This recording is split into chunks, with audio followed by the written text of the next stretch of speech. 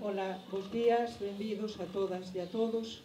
Marieta e eu disfrutamos en este momento dunha perspectiva extraordinaria, vendos a todos e a todas aquí reunidos en torno a Marieta, que en este momento vai a ser a protagonista principal. Nos parece extraordinario reflexionar en este día 30 de xaneiro sobre o tema da paz. Neste colexio procuramos que esta paz reine todo o ano, non que sea exclusivo dun día 30 de xaneiro porque algunha autoridade internacional decidiu que sexa así. Nos pretendemos que facer a paz extensiva a todos os días, a todos os nosos actos, a todas as nosas reflexións, a todos os nosos comportamentos. Non só dentro deste escenario, que é o noso colexio, sino tamén fora deste escenario, en todos aqueles ámbitos que nos desenvolvemos a nosa vida cotidiana. Esa paz que ten que reinar agora e que ten que reinar sempre. Esa paz que, cando as próximas xeracións estudien historia, non teñan que estudiar conflictos internacionales como nós, os profesores e os alumnos de cuarto de ESO, de primeiro de bacharelato, de segundo de bacharelato. Temos que estudiar guerras civiles, temos que estudiar conflictos graves, temos que estudiar guerras mundiais, etcétera, etcétera. Desde a nosa perspectiva de profesores de historia somos tremendamente pacifistas, e entonces esos episodios non nos saltamos porque forman parte deste contexto internacional ou nacional, pero incidimos máis nos aspectos positivos da historia que nos aspectos negativos. A veces, Marcos e eu non conocemos a outros profesores como actúan nos seus escenarios académicos. Pero Marcos e eu, cando facemos alusión a algunha guerra que ten menos trascendencia, seguramente a citamos, a contextualizamos, falamos dos protagonistas, pero rapidamente saltamos a paz. E decimos paz de París, paz de Versalles, etcétera, etcétera. Porque nos costa falar desos conflitos que sembran moito sangue, que sembran moita dor, que sembran moito conflicto e que desestabilizan o mundo. Nos, cas nosas reflexións, cas vosas reflexións que sembrasteis este árbol tan extraordinario que a nosa compañeira Natalia vos puxo para que, de alguna maneira, pensaseis en isto, que es paz. Son 3 letras? Non, é algo máis, son algo máis que 3 letras. Non me quero estender porque sei que estáis incómodos. Nós estamos moi cómodas, verdad, Marieta? Estamos comodísimas, pero sabemos que vos estáis moi incómodos, pero estamos tremendamente agradecidos por saber estar e compartir un escenario tan pequeno con tantas personas. Non vos podeis imaginar que precioso é veros.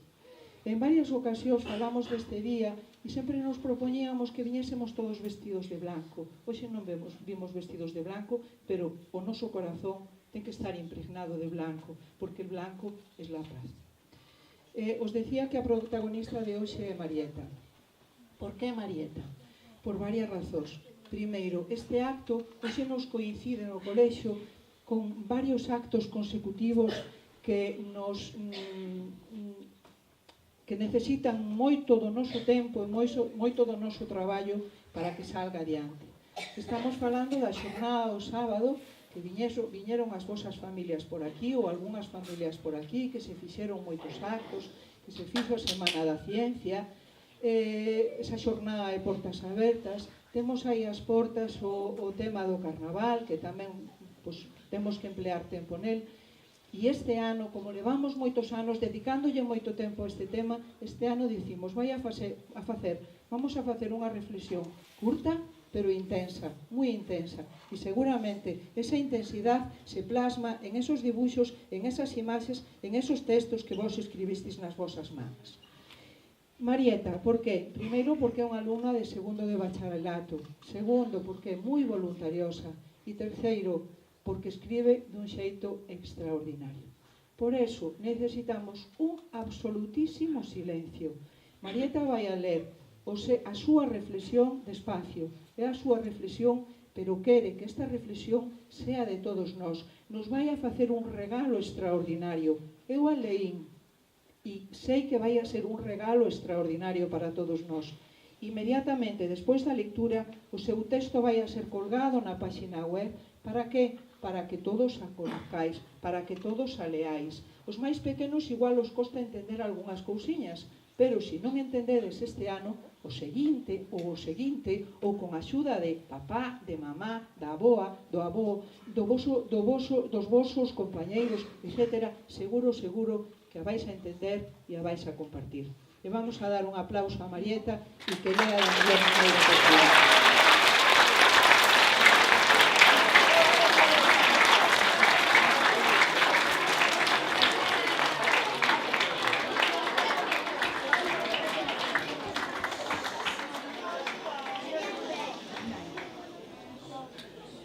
Existen moitas formas de chamar a guerra, pero con 3 letras, a paz énchese de matices que impiden atopar sinónimos. Non se necesitan termos para algo que nos negamos a nós mesmos, que deixamos ás portas, que dificilmente saboreamos. Paz é a utopía que nace no noso corpo e morre cando comeza o telexornal. Nós, falsos coñecedores deste peculiar estado, por que tanto medo o noso maior obxectivo? Quizáis porque o paraíso quedaría exposto ao esquecemento e a terra a ser o lugar favorito de todo ser humano. Quizáis porque nun corazón cheo non cabe o temor de baleirar os petos. Newton dixo: os homes construímos demasiados muros e non suficientes pontes. Eu engado que ás veces incluso votamos por poñer barreiras. E ante este absurdo da nosa natureza, o máis contradictorio é que a paz só existe en nós. Nós en singular. Paz é un pestaneo longo, un branquecino na nosa mente que se solapa entre tantas capas. Un pestaneo longo polo que abrimos os ollos. Nós, en singular, somos as pontes. Tendemos a subestimar o noso grao nesta inmensa praia que compón a especie humana. Tendemos a esquecer que incluso os ninguéns somos alguén. E que a nosa paz de ponte pode ser un fío condutor á paz do outro. Un enorme cartel de neón de benvida para o estranxeiro do Estado. Porque fora das mentiras, fora das palabras, a paz non é un estado social, non é un estado político. A paz é un estado mental, máis contagioso que o pánico. Séculos atrás, Terencio asegurou: son un home, nada humano me é alleo. E iso é paz, un eu, en plural.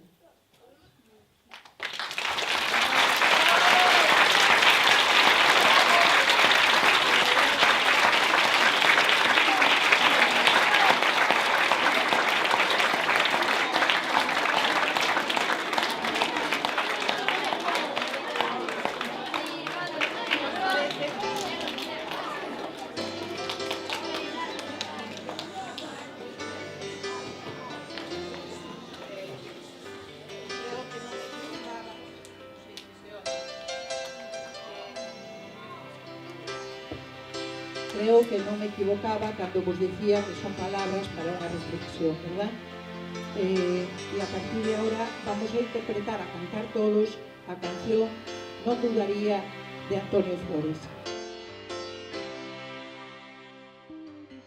Si pudiera olvidar todo aquello que fui, si pudiera borrar todo lo que yo vi, no dudaría en volver a reír. Si pudiera explicar las vidas que quité, si pudiera quemar las armas que usé, no dudaría en volver a reír. Prometo